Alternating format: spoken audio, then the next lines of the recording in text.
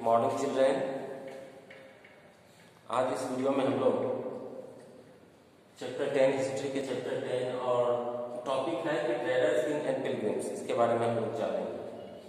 तो देखिए, ट्रेडर्स मतलब व्यापारी, ट्रेड व्यापार, जो व्यापार करते थे वो ट्रेडर्स कहलाए व्यापारी, और पिलग्रिम्स होता था तीर्थयात्री जो कि इंडिया में टूर पर आते थे। तो सवाल है कि सबसे पहले हम ट्रेड के बारे में कैसे जानते हैं। देखिए, ट्रेड के लिए एक सी रूट की खोज की गई थी। कि पुर्तगाली जो आए वास्को डी गामा, उसने भारत के समुद्री मार्ग की खोज की थी भारत तक आने के लिए, और फिर ट्रेड होने लगा साउथ इंडिया से।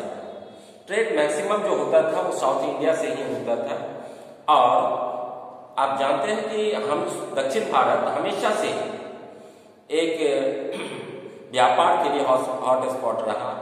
रोमन कंट्री से भी व्यापार होता रहा, उसके बाद भी होता रहा, और आधुनिक काल में भी होता रहा।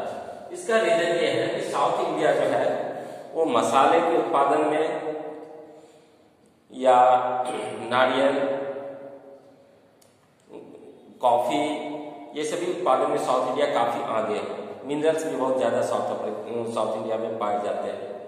तो सी रूट्स की जब खोज हुई तो पुर्तगाली लोग आए, यहाँ व्यापार करने लगे। उससे पहले भी व्यापार तो होता था, लेकिन एक फिक्स सी रूट नहीं। तो ट्रेड और ट्रेडर्स के बारे में हम जानते हैं कि इस समय जो ट्रेड होता था वो ज्यादातर मसालों की व्यापार होती थी, या रेशमी कपड़े, सूती कपड़े जो कि महाराष्ट्र और गुजरात में उगाए जाते थे, उसका व्यापार होता था, या और भी अन्य तरह की वस्तुएं थी जिसका व्यापार किया जाता था। सिल्क कपड़े का भी व्यापार किया जाता था, जिसके बारे में हम आगे जानेंगे। तो देखिए, इसमें दो बातें हैं कि south India was famous for gold and spices, ठीक है, specially paper and precious stones, कीमती बहुमूल्य पत्थर जो था, जो गुजरात में बहुत ज्यादा होती थी, उसका भी ट्रेड होता था। प्रीशियस स्टोन की काफी अच्छी मांग थी यूरोपियन कंट्री, रोमन कंट्री में। उसके बाद इसको कहा गया, it was known as black gold. जो मसाले होते थे जैसे हो गया गोल्ड मिल्क, इसको ब्लैक गोल्ड, काला सोना कहा गया। तो so traders carried many of these goods to Rome, इसलिए ज्यादातर ट्रेडर्स इस सामान को कहाँ ले गए, रोम ले गए, और इसका व्यापार किया, और उसको फायदा भी व्यापार से अच्छा खासा होने लगा। तो इन लोगों का काफिला चलता था, ऐसा नहीं था कि एक दो व्यापारी जाते थे, हजारों व्यापारी एक साथ चलते थे, जिसको काफिला या कारावांस कहा जाता था।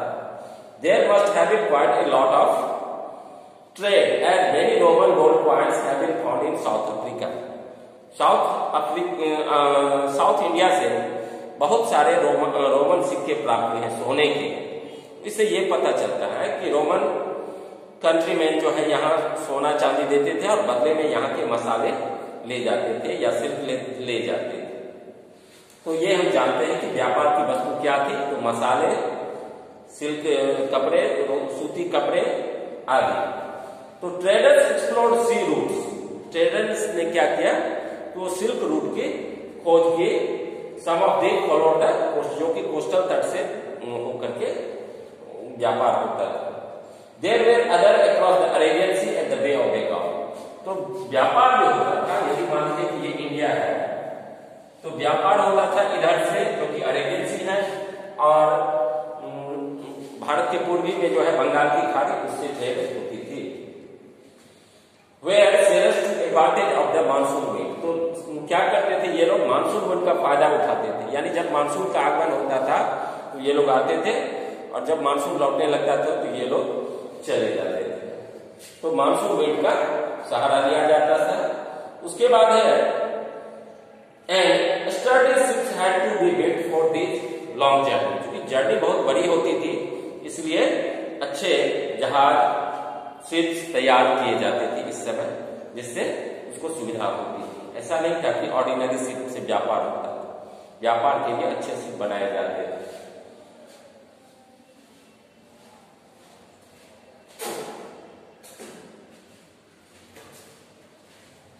अब है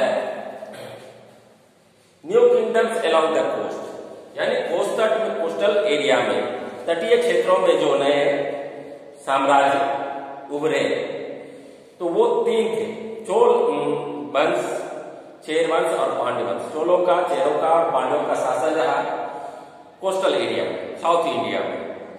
चोलों की राजधानी थी तंजावुर, उसके बाद पांड्यों की मदुरै।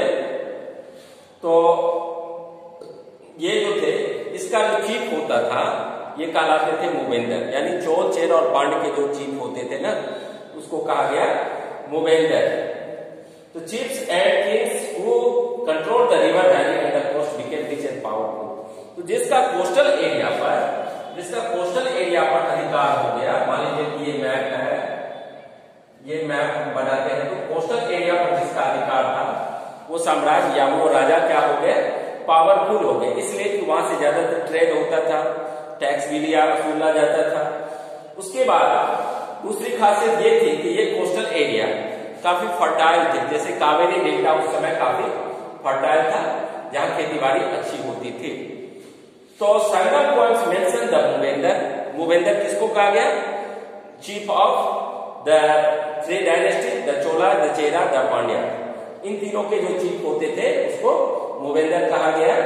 तो ये 3 हेड्स थे, ये 3 रूलिंग फैमिली थे, Chola, Chera and Pandya, who became powerful in South India around 2300 years ago। 2300 साल पहले ये 3 वंश काफी पावरफुल, शक्तिशाली हो गए। Each of the 3 chiefs had 2 centers।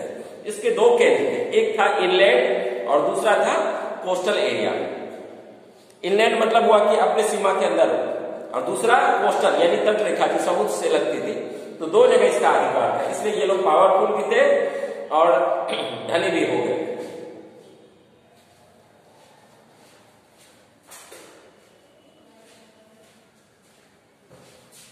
उसके बाद है the chiefs did not collect regular tax. ये टैक्स वसूलने का जो काम होता था वो चीफ नहीं टैक्स वसूलता था।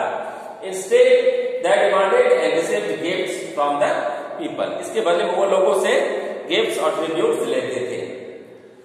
They also went on military expeditions. Military expeditions होता है कि सैन्य अभियान जब होती थी, किसी दूसरे राज्यों पर चढ़ाई होती थी, उसमें भी ये लोग जाते थे। They also went on military expeditions and collected tribute from neighboring area। आस पड़ोस के जो भी पड़ोसी क्षेत्र होते थे तो वहां से ये लोग ट्रिब्यूट कलेक्ट करते थे। They kept some of the wealth। कुछ जो ट्रिब्यूट होता था या टैक्स होता था, कुछ पार्ट वो अपने रख लेते थे और बाकी को सगे संबंधियों में या दरबारियों में बांट दिया जाता था। तो they kept some of the wealth and distributed the rest among their supporters। उसके जो सपोर्टर्स थे उसको ये दे दिया जाता था, including members of their families, soldiers and poets. कवियों को भी दिया जाता था, सैनिकों को भी ये ट्रिब्यूट का कुछ हिस्सा दिया जाता था। तो many poets whose compositions are found in the Sangam literature. यानी देखिए संगम क्या होता था कि साउथ इंडिया में खास करके तमिल क्षेत्रों में जब कवियों का सम्मेलन होता था उसको संगम कहा जाता था। उसमें जो कंपोजिशन होती थी, जो रचना रचे जाते थे, उसको कहा जाता था संगम लिटरेचर। तो अराउंड 200 इयर्स एगो क्या हुआ, 200 साल बाद a dynasty known as the Satavahana became powerful. उसके बाद एक नया राजवंश आया सातवाहन, जो काफी पावरफुल था। इसका जो मुख्य रूलर था वो था पावरफुल रूलर, वो था गौतमी पुत्र सातकर्णी, जो कि जिसका संबंध किससे था, सातवाहन से। तो सातवाहन वंश के शासकों ने शीशे के सिक्के चलाए थे, ये याद रखने हैं आपको। The most important ruler of the Satavahana was Gautami पुत्र श्री सातकर्णी। तो इसको कहा गया, सातवाहन का जो रूलर था उसको कहा गया लॉर्ड ऑफ द दक्षिणापथ, यानी दक्षिणापथ का स्वामी कहा गया किसको, सातवाहन शासकों को। तो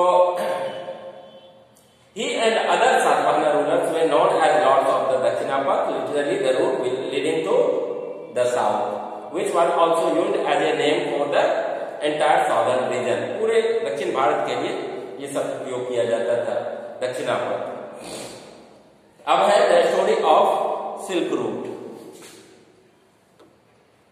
बच्चों दूसरे पार्ट में मैं इसका फिर डिटेल्स बता रहा हूं, ओके।